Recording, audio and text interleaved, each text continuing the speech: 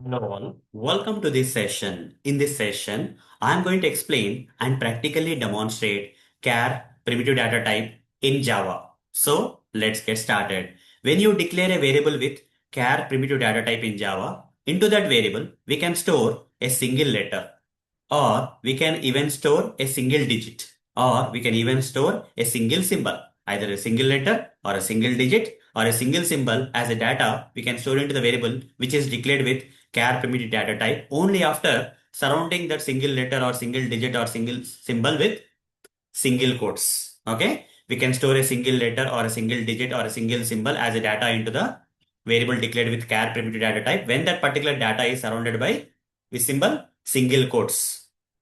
And the size of this char primitive data type in Java is 2 bytes, that is 16 bits. Okay, this is the size of the char primitive data type in Java. Now let me practically demonstrate how to store a single letter or a single digit or a single symbol which is surrounded by single quotes into a variable declared with char primitive data type. For that, I'll switch to this Eclipse IDE. Here we have a sample Java program, and inside this main method, I'm going to create a variable A, and I'm going to declare this variable with char primitive data type is equal to, if I want to store some data into this variable declared with the char primitive data type, it should be a single letter or single digit or a single symbol. But those single letter or digit or symbol should be surrounded by what?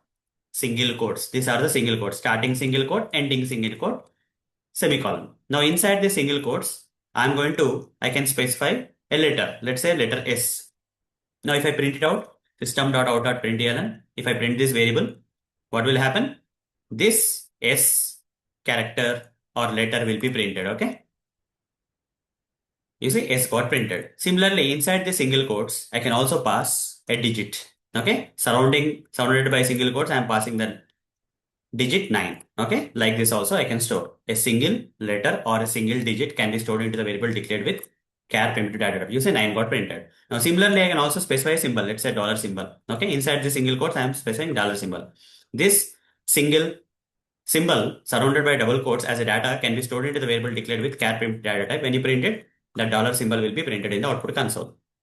So a variable which is declared with char primitive data type can store a single letter or a digit or a symbol which is surrounded by single quotes, as I have demonstrated practically here in this session. So that's all for this session. See you in the next session where I'm going to cover the next primitive data type in Java, that is Boolean primitive data type. So that's all for this session. See you in the next session. Thank you. Bye bye.